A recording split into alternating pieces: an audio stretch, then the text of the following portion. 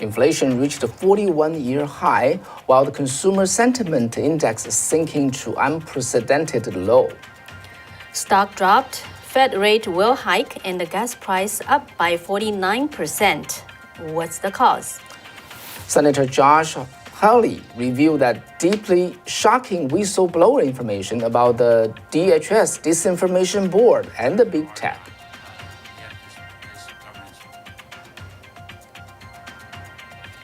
This is a big tech administration alliance to track speech. And the information we've now learned about the administration's efforts to track and censor American speech is deeply shocking.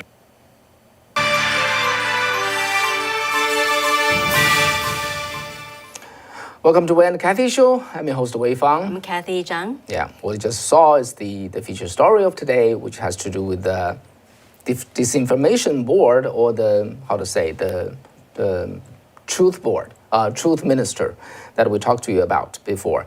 But before we move into that topic, let's first talk about something. Actually, this is from Labor Department, but it's something that you really know. You live by this every day. Okay. Right. So, Inflation Labor Department today released the May data on the inflation. Okay, we feel it, we saw it, it's around us. But the data showed that the price increases unexpectedly accelerated last month. Okay, with consumer price rising 8.6 year over year in that month. This is the most since 1981. And the consumer sentiment data released this morning came in at a record low as inflation weighs on American households. And the Bureau of Labor Statistics May Consumer Price Index showed a year-over-year increase of 8.6% last month, up from 8.3% in April. Yeah, and then on a month-over-month basis, okay, the broadest measure of the inflation climbed 1.0% compared to 0.3% in April. Okay, so as you can see, the inflation not only has not coming down or become mild, it's accelerating. And the gas leads the price hike. Nationwide, gas prices went up as high as 49% compared to 12 months ago. How about the food? The food index rose 10.1% over the prior year, and which is the largest jump since March 1981. The increases were nearly ubiquitous. Ubiquitous, and just no place to hide. The highest hiking price has to do with shelter, rent, basically rent, and the gasoline and the food, okay? And then the only bright spot, which is also very, very dark, is the price of the airline fare, okay? It rose 12.6% in May. But why I say it's bright? Because it's a slight moderation from April's 18.6% increase. Wow. It's so scary, you know. So now the next piece of bad news has to do with consumer sentiment. The first is inflation. The second is the consumer sentiment. Why is this important? Very simple. Because consumer spending represents 70% of the entire U.S. economy. And the consumer sentiment is measured by a few indexes. One of them is the Consumer's Sentiment Index surveyed by the University of Michigan every month. They just released the number right after the Labor Department's inflation number. So according to that, CSI slumped to 50.2, which is the worst level on record in early June. This is unprecedented since the index was tracked in mid-70s. So to put things into context, this came down from 58.4% in just last month, okay? But then put things further into perspective, in 2019, the last year before the COVID pandemic hit the country, this index averaged around 96%. Wow. Now it's a 50. Yeah, and 50. it's like a 40% drop. More than 40% drop. Yeah. So, what's the responses? The consensus is that the Federal Reserve may have to raise interest rates faster, and to get the inflation under control. However, that could trigger an economic slump, taking the market down with it. And there's a different experts' opinion. So I picked this guy, and his name is Phil Orlando. I think his suggestion is fair, and I would like my viewers to know that. He's the chief equity strategist for Federated Hermes. It's an asset management firm, okay? So he said today in the interview that he expects the market to decline further, perhaps 10% lower than the current level over the summer. He also expects to see more losses in the bond market, and he's emphasizing that holding cash, which hasn't been this attractive relative to stocks and bonds for more than 20 years. So Kathy, think about it. Cash is depreciating every day. Yeah. Now, and this gentleman think that holding cash is the best option now. Wow. Compared to holding stock and holding bonds. So basically, the core advice that is from financial experts is this: save more than you think you will need. Just try not to spend. Conserve your cash. And then now another major news today is the drop in the stock market, and S&P 500 dropped by 2.9%, closing out this 9th losing week in the last 10 weeks. And the Dow Jones Industrial Average was down 734 points, or 2.3%. The NASDAQ Composite was 3.2% lower. Yeah, and let's take a look at the gas price hike. So how did it come from? And according to the Biden administration, it has to do with the Ukraine war. But just take a look. According to the Gas Buddy, the gas price already averaging over $5 per gallon today, and more than double since the President Trump's era, okay, when he left office. And so nationwide, the average is $5.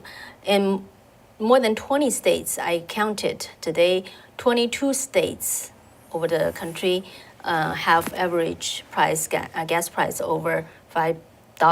The highest, of course, is in California, which is $6.42. Then followed by Nevada, $5.61, Illinois, $5.58. So.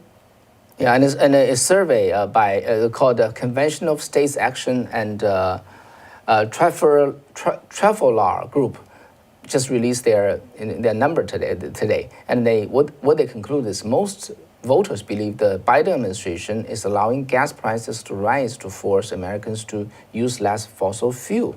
Do you believe so? Okay, the survey question is this: do you believe that the Biden administration intentionally letting gas prices rise to make Americans use less fossil fuels? 53% of the respondents said yes. Okay, and then among those people who said yes, 77% are Republicans, 57% are independent, and only 31% are Democrat. So just wonder how our viewers feel about that. Yeah, what do you think? If you ask this question. Do you believe this is quite pretty sharp acquisition, right? And but do you feel so? With our country, we have so much oil reserve. We got the best technology, and we've been a net exporter. Now we have to import. And today we just checked. With Kathy and I flying to East Coast, average, one way flight ticket is like $739, something like that.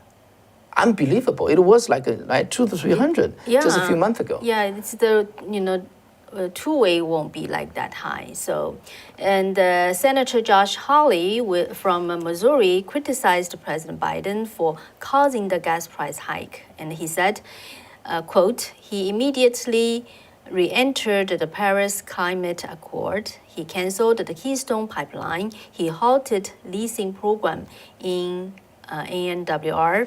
He issued a 60-day halt on all new oil and gas leases and the drilling permits on federal lands and water.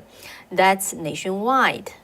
And he continued, quote, meaning President Biden directed federal agencies to eliminate all supports for fossil fuels. He imposed new regulations on oil and gas and methane emissions. Those were all just in the first few days. Are you telling me that had no effect on our energy supply, end quote. Yeah, that was at the Senate hearing, okay? So the situation is like this, okay? The Fed apparently try to tame the inflation. What they do is they try to, hike the rate, which will cool off or even, stop the economy from expanding. But in the meantime, the inflation will not easily come down because the energy price keep rising up. And then this country, the Biden administration, is not opening up our gas pumps and then to pump as much oil as possible. This is our advantage, but we're not using that. And people wouldn't, as far as suspecting that that's intentional. So basically, Fed is trying to lower the inflation, and the energy policy is hiking the inflation. So we are just fighting with ourselves. It's a no-win situation. So yeah, I'm sorry to report all this news that it's bad news, and actually we don't even have to report it because you feel it, you live it, right? You know this by yourself. It's only verified, validated by the numbers from the Labor Department or from the University of Michigan. This is where we are, and yeah, I remember I heard from Professor Paul Skousen from the Utah University, and basically told me, yeah, things will get worse before it get better. So we're probably in that phase. So what do you think? Do you believe the gas price hikes because the intentional policy of forcing people off fuel, the fossil fuel? Do you believe so or do you not? Can you just answer there? You say I believe so or I don't. I do want to have a little survey with our audience here and give ourselves a little bit better visibility. And so what people think. And Alexandra, you said the gas is 1.9 USD in Russia. Yeah, it's just incredible how much has changed in 2 short years, right? And Jeff, you said Biden said we need to help people in need and allow illegals into America and give them handouts. What about the Americans that are struggling and cannot afford to pay their bills or buy food and gas? Yeah. Very fair question. Yeah. And Larry said that we just might need to stop paying taxes. We just can't afford it. Yeah. So what do you think? Did you agree that the policy is the policy intentional? I think back then.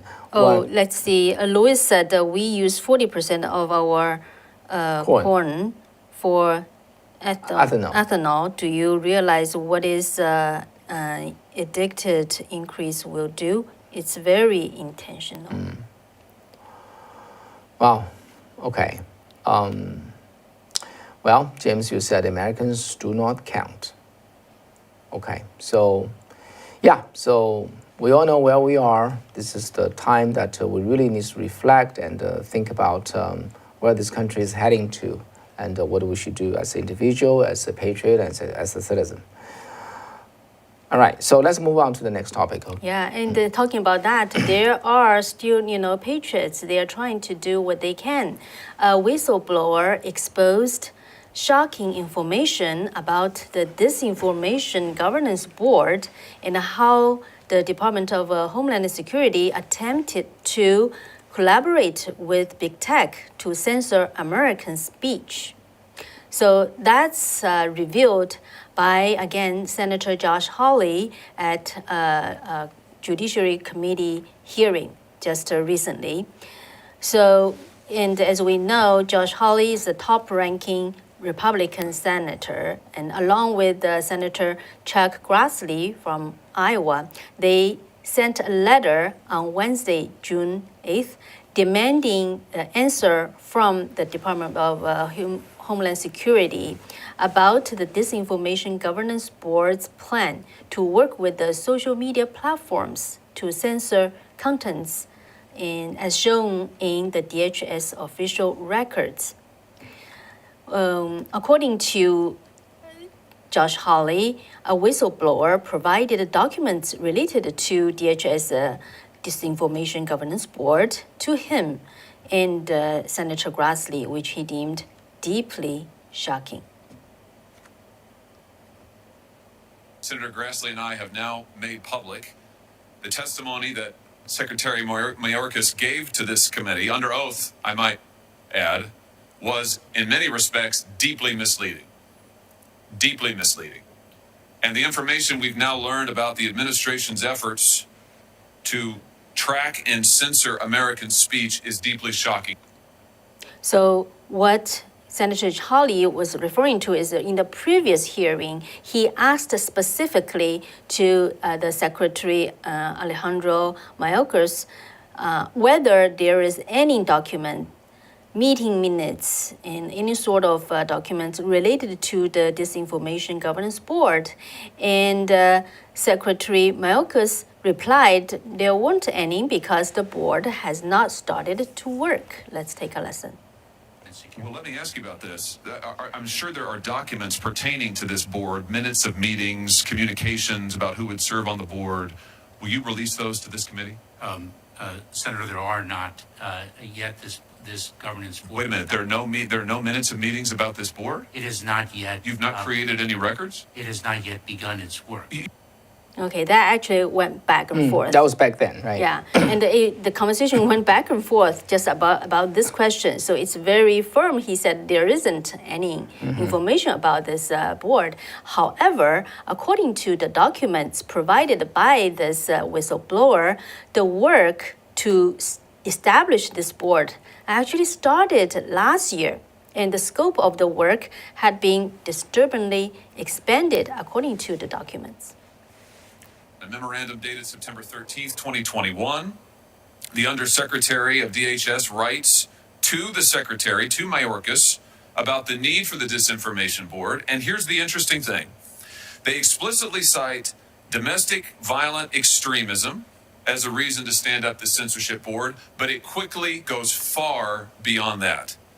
In the same paragraph, they talk about the need for this Disinformation Board to monitor and to counter so-called disinformation about the COVID vaccine, about people who are raising question about the efficacy of masks, about people who are raising questions about the origins of COVID.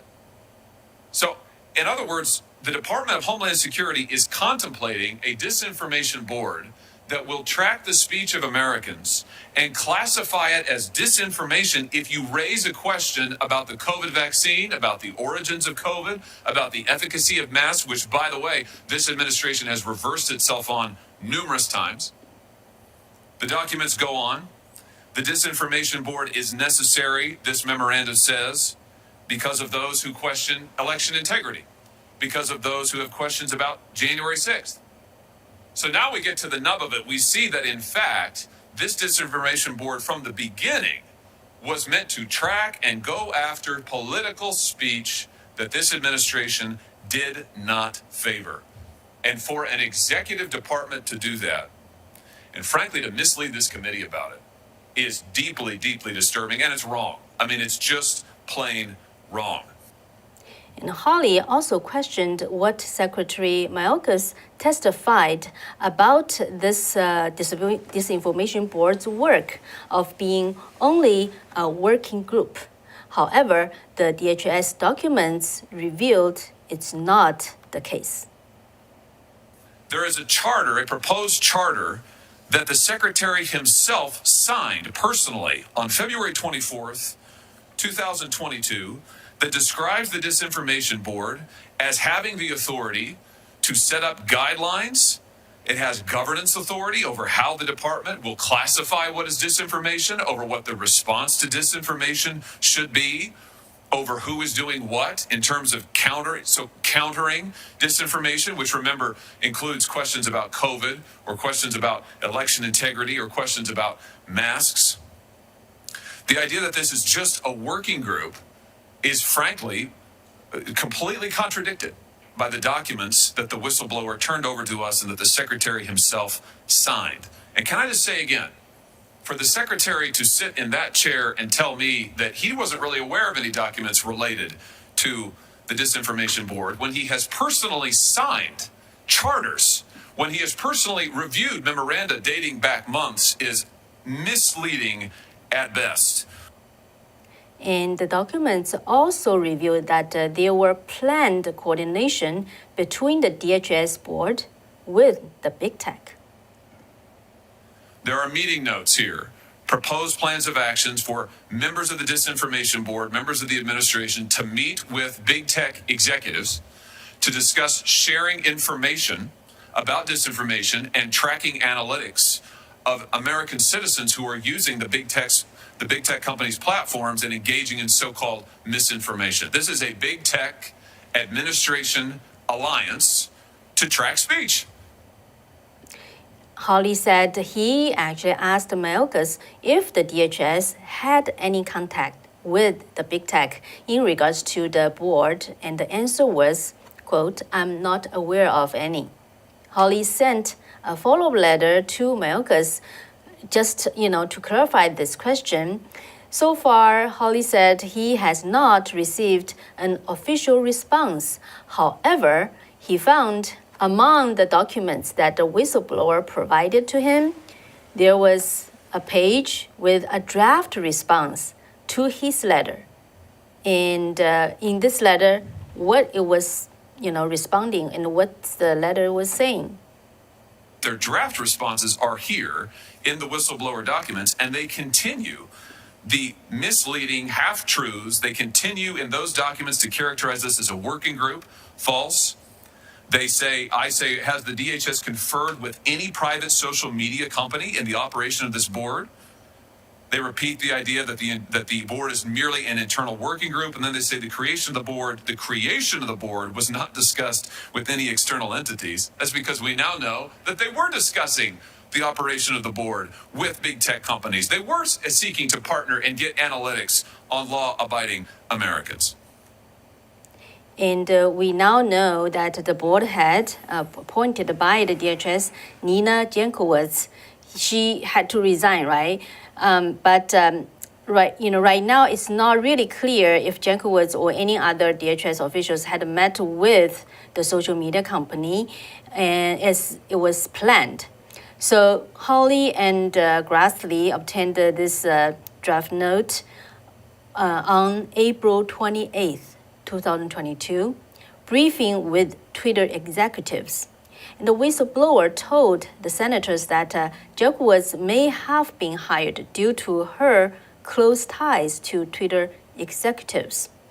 So in a previous hearing, Senator Hawley questioned Mayorkas how the head of the board, Nina Jankowicz, was selected, because he and his team just found so many disturbing words, which he said that's all the disinformation that Jankowicz had been saying along the years. Let's have a look at the person whom you've selected to head this new disinformation policing effort, and let's look at what she has been spreading online. She has, for starters, consistently misinformed the public about the Hunter Biden laptop story and spread the lie that it was Russian propaganda. Here she is on October the 14th saying, disinformation experts say there are multiple red flags that raise doubts about their authenticity, meaning the emails, including questions about whether the laptop actually belongs to Hunter Biden. Of course, as it turns out, that's totally false. This laptop has been authenticated both by government entities and by independent news organizations. She went on. Here she is again, the same interview, saying that we should view it, meaning the laptop and apparently the whole story, as a Trump campaign product. That is also a lie, which you know it's not a Trump campaign product. It never was a Trump campaign product. But she didn't stop there. Here she is on October the 22nd in 2020, this time taking to social media, saying that Biden notes 50 former NatSec officials and 5 former CIA heads that believe the laptop is a Russian influence op.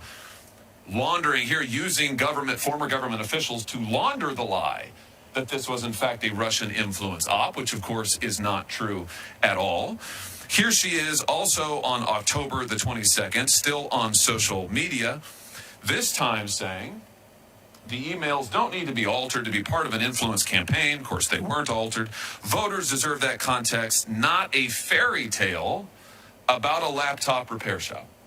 Of course, we know the only person in all of this telling a fairy tale is Ms. Jankowicz on social media repeatedly for days and days on end.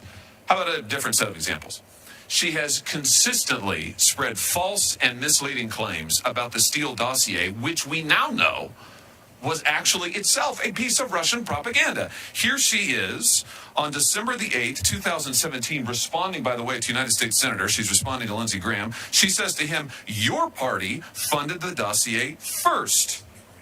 The FBI was investigating Trump since the summer, but didn't make it public. The American public deserved to know." This is false. The people who funded the dossier were the Clinton campaign, which we now know. This has been verified. This is outright falsehoods. But she didn't stop there.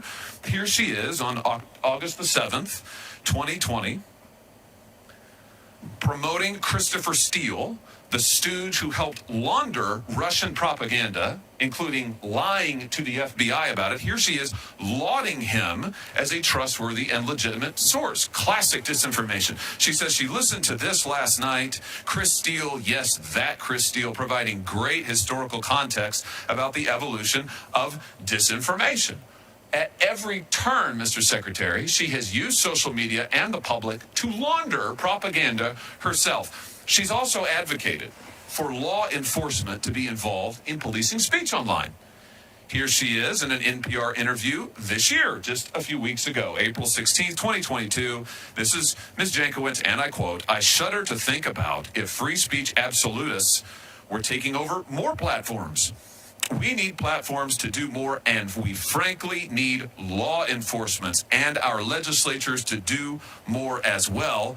And then she goes on to praise legislation in other countries that involves policing speech. Or here she is on February 17th of 2021, saying that the free speech versus censorship dichotomy is false, and calling herself in a TikTok video the Mary Poppins of disinformation, where she sings that members of Congress shouldn't be permitted to spread misinformation on the floor, and otherwise taking to task those who propagate views she disagrees with. Here's my question to you. If your intent was to combat misinformation online or in the government, why on God's green earth would you nominate someone who is a human geyser of misinformation? So that's Josh Hawley's question, and guess how Mayorkas answered. And he started with like, "Oh, I'm totally responsible for this recruitment, this hiring," and really not trying to answer the question. So I'm not, gonna play here. If you are interested, I will provide a link of this whole segment of the hearing. Was it a lengthy answer? It's not lengthy answer, but he was just not really answering the question. So Josh Hawley pressed on, just trying to ask him to, like, why, on the earth you wanted to hire her. He didn't really provide a sensible answer. So eventually, Josh Hawley just urged this committee, the Judiciary Committee of the Senate, a follow-up hearing about Mayorkas testifying about this board, because he said there's so much, disinformation there, right? So let's take a listen. This is startling information. This committee needs to hold a hearing to follow up on the testimony that the Secretary gave on the inconsistencies that we now find in these documents, and on, frankly, this administration's concerted efforts to mislead the American public about its own attempts to track and censor and, frankly, punish American speech, which is deeply antithetical to the First Amendment, deeply antithetical to our constitutional principles, and deeply wrong. So Josh Hawley and Chuck Grassley, they together sent a letter to Secretary Mayorkas. And in the letter, they are saying the Senate Judiciary Committee members are concerned that the DHS could be seeking an active role in coordinating the censorship of viewpoints that it determines, according to an unknown standard, to be misinformation, disinformation, or malinformation by enlisting the help of social media companies and big tech. And the senator said that the First Amendment of Constitution was designed precisely so that the government could not censor opposing viewpoints, even if those viewpoints were false. DHS should not in any way way, seeking to enlist the private sector to curb or silence opposing viewpoints. And they concluded the letter by asking Mayorkas to provide more information about the Disinformation Governance Board.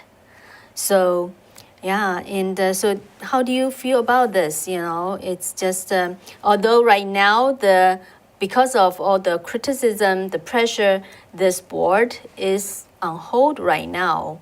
But, you know, the effort of trying to censor American speech is just, you know, just so scary, right? Yeah, I think this is the almost like the worst of people's original thought. People were thinking that maybe they just overstep a little bit. They don't mean to really, you know, censor Americans' speeches. And then it seems that they intended to do that. Yeah, they have plans. Yeah, just because of the strong resistance from the public and also from the Senate and from the House, then it was stopped. They back out of it, which is, you know, good. It still shows the strength of this country, okay, Yes. to safeguard our freedom of speech. Our First Amendment is still standing strong, and then this is at least their intentional and attempt, and it failed. So yeah, what do you think? We don't know what happened behind the scene and who was actively behind it to bring to its this abortion. The abortion of this Disinformation Governance Board in Soviet Union is called in the 1984, it's called the Truth Ministry, right? Yeah, so actually at least among the Chinese community, they are calling this Disinformation Governance Board as the Truth Ministry. Yeah. Yeah, because in China, we experienced that since day one. So, I'm sorry. I think the country came close to a cliff and now, just move away from that, which is fortunate. And I think it's only take people's vigilance, right? Mm-hmm. And, vigilance and the courage. Yeah, and the courage to really stand in its way and saying that, no, we won't let you pass, and they back off. Well, let's see, what's your thought? And Larry said the commies are out of the box and they can't hide them anymore. Mm-hmm. Mm-hmm. Yeah, and the people just have to call it out as it is. Serena said that 1984 is basically a direct English language ripoff of a Soviet book called... Yeah. It's so amazing, right? If we just recall George Orwell, and he wrote the book of the Animal Farming, in early 1940s. Mm-hmm. Okay, it was published in 1945, and then 1984 was published in 1949. Mm-hmm. We're talking about 70 years ago, and they were so accurate in describing the communist China, communist Soviet Union, and then and the America today. It's the same type of thing because the gene's the same, it shows itself, it's just feel the same, looks the same, and every way, you can recognize it if you have a sharp eyes. And this is what George Orwell back then recognized. So what he shared is indeed is truth. Now it's about American people, okay? The American people also, have this sharpen their eyes and recognize those things as they appear. Right, okay, and all right, so I think it's bad news, but again, as I said this before repeatedly, it's a test of humans' mind, okay? So we shall... Yeah, also the moral, right? Yeah. Moral and the faith. Right. Yeah. And we should also check on the safe chat. Mm-hmm. Yes. Alan... For those of you who are there. Pearson said the GOP governor candidate in Michigan trying to be taken out. Yeah, tried to be taken out for, right. As he was saying, mm-hmm. Yeah, outside of the Congress. Mm-hmm. Yeah, so there's theatric things going on there. But I think it's reportedly, he said his candidacy, his campaign is mm-hmm. still going on mm-hmm. as normal. Mm. So yeah, I don't know if we have audience from Michigan, anything that how are the voters reacting to this, situation right now? If you, can let us know, mm-hmm. Please leave your comments there. Yeah. Yeah. Okay. Yeah. Thank you for staying with us tonight. I think, yeah. Again, it's a test of man's mind.